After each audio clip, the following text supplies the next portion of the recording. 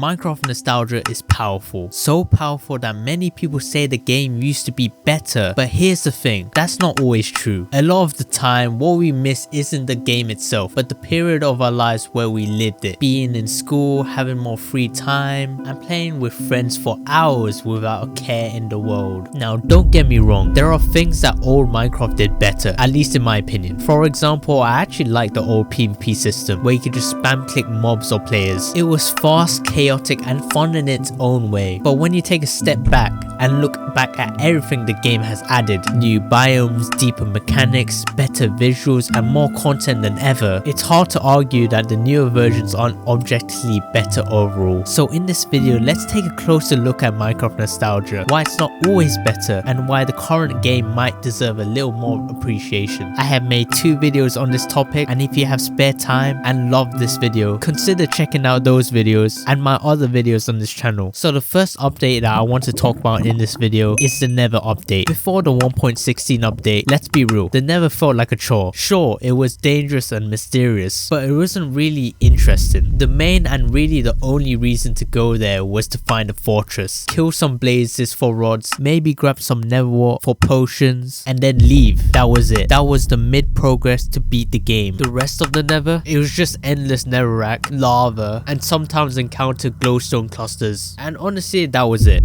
There was no other biomes, no other side missions, I mean apart from the wither. But even then, the Nether felt very bare bones. And then there was zombie pigmen. These guys were kind of iconic, but also kind of pointless. They didn't really attack unless you attacked them. They didn't really drop anything really special, besides some gold nuggets, which can be useful for making gold farms. But even then, they kind of just felt like they were there, not really doing much or just adding anything important. So like, what was their real purpose? Honestly, we never really knew, but that all changed with the 1.16 Nether update. For me, this is when the Nether actually started to feel like a place I wanted to go, not just somewhere I had to visit to beat the Ender Dragon. Mojang didn't just throw in a few features. Instead of the same lava and netherrack everywhere, we got real biomes with their own vibe. You've got the Crimson Forest with red trees and hoglins that attack you, the Warp Forest which is a lot calm and has a bluish color, and Soul Sand Valley that's open, foggy, and filled with skeletons. Each biome brought something new to the table, which finally gave players a reason to explore the Nether, not just run through it. But one of the biggest changes in my opinion that they added in the Nether was piglins.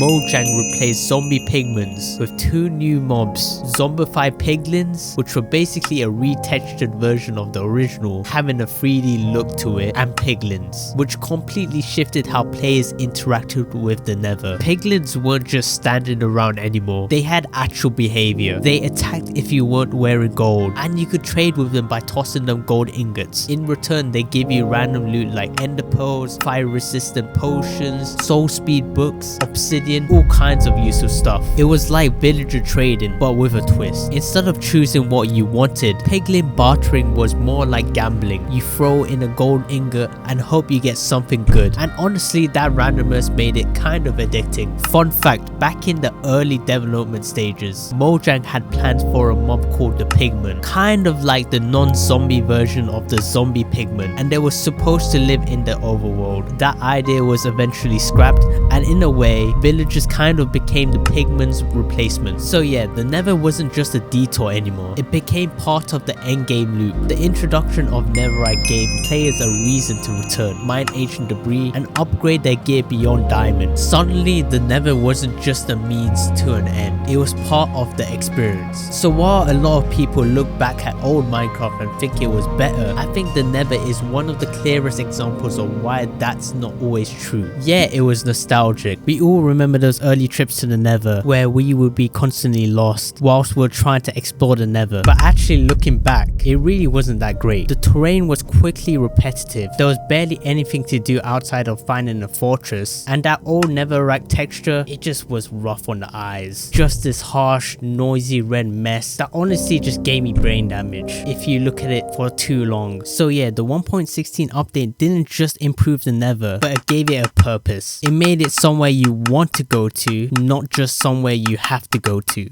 Alright, so we've talked about how the Nether got a huge glow up, but now let's talk about the end. And I'm not gonna lie, before the controversial 1.9 update, the end kind of sucked. Yeah, it was cool the first time you got there, super quiet, creepy atmosphere, floating in the void, and obviously the Ender Dragon was a big deal, but after that there was nothing. You kill the dragon, grab a ton of XP, and just leave. That was it. The whole dimension just felt empty. No reason to explore, no real loot, no interesting terrain, just a big island surrounded by an endless void. But then came the 1.9 update, the actual end update, and honestly it completely changed the game. After you killed the Ender Dragon, a little portal thing would appear, and if you threw an Ender Pearl into it, it would teleport you to a whole new area, the Outer End Islands, and that's when the end actually started to feel like a real dimension. Instead of just the same old empty islands, the end actually got some variety. The Outer Islands had these new biomes, nothing crazy like the old world, but it was a huge step up. You had chorus fruits growing everywhere, and these giant end cities popping up that finally gave you a reason to explore. It wasn't just endless and stone anymore, there was actually stuff to find.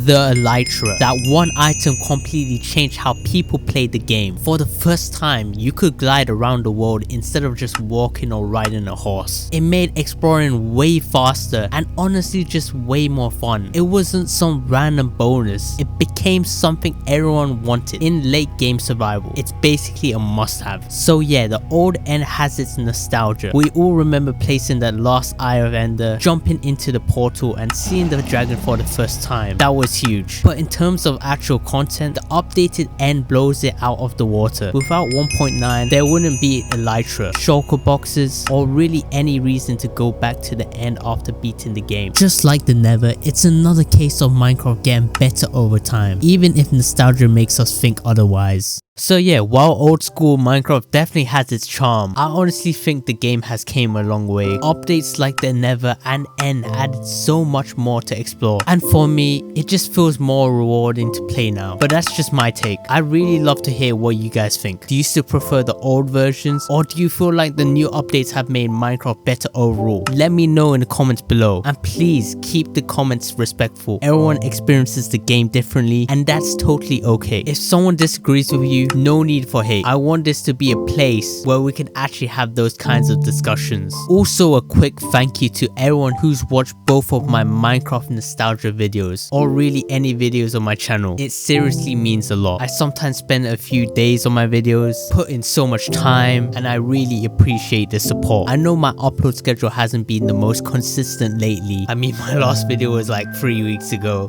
University and just life in general has just kind of been chaotic. But yeah, I'm gonna try my best to get back at it, and I really appreciate your patience and support. And yeah, if you want to know what I'm working on, or just hang out and talk about Minecraft, especially nostalgia stuff, feel free to join my Discord. It's completely free, and it's a great way to stay connected or even start some cool conversations. If you enjoyed this video, give it a like, maybe subscribe. It's free. Stick around, there's more on the way. It might take me a bit of time to make, but thank you for your patience again. Thanks again for watching, and I'll see you in the next one. Take care.